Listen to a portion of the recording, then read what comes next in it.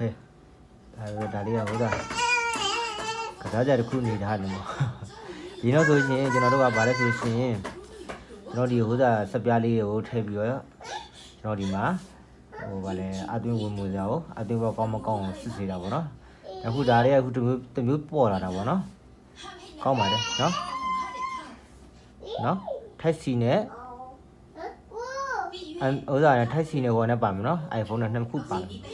ဘယ်လိုစမ်းသပ်မလဲဆိုလို့ရှိရင်သူ့မှာကပါပြီးသားပဲနော်ဒါကွန်ပျူတာတဲ့ဝင်တဲ့ကောင်ပေါ့နော်ဒါကတော့ဟိုတာအသွင်းတာဒါဒီကောင်က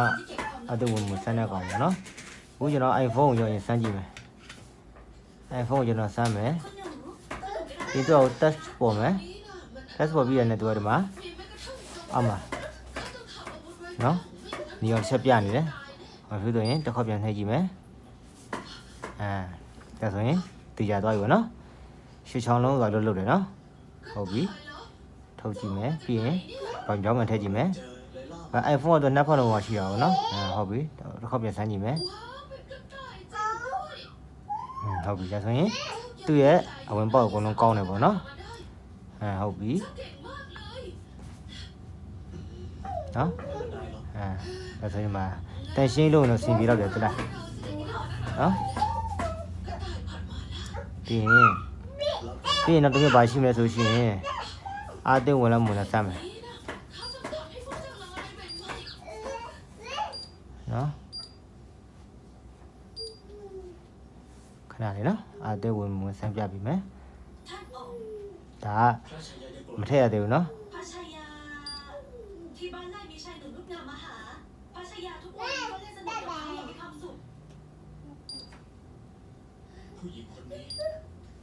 နော်ဒီကကြတော့အသွေးဝင်စမ်းပြပြီမယ်နော်ထိုးထည့်လိုက်မယ်ပြီးလို့ရှိရင်တော်မပြတယ်ကျွန်တော်အဲ့ဒါကိုကျွန်တော်တိုက်စီနော်သူကတိုက်စီမှရမယ်နော်တိုက်စီတွင်းလိုက်မယ်ဆိုရင်ဘိုးဘလော့နဲ့ဝင်တယ်နော်ဒီမှာပြင်မယ်နော်မတူဝင်ရအားပြပြီနော်ဒီချက်ကြီးနော်ဟုတ်ပြီဒါတစ်ခုပြန်ပါနော်ဟုတ်ပြီ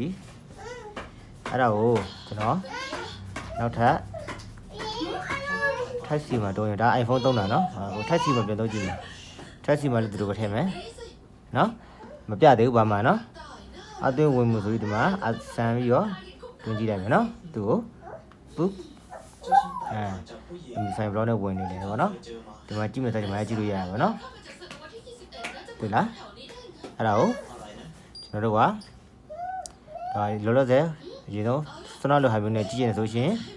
အရင်ဆုံးနေရာပြောင်းမယ်နော်နေပါဟုတ်ပြီနော်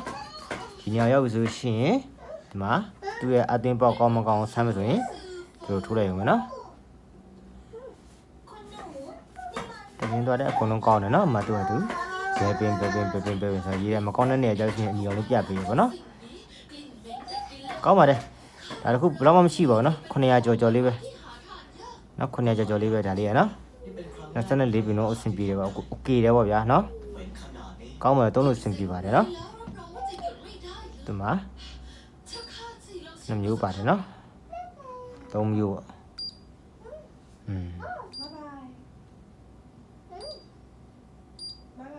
နော်โอเคစမ်းသုံးကြည့်ပါနော်ဒီဟာလေးကကောင်းပါတယ်သုံးလို့အဆင်ပြေပါတယ်ဟုတ်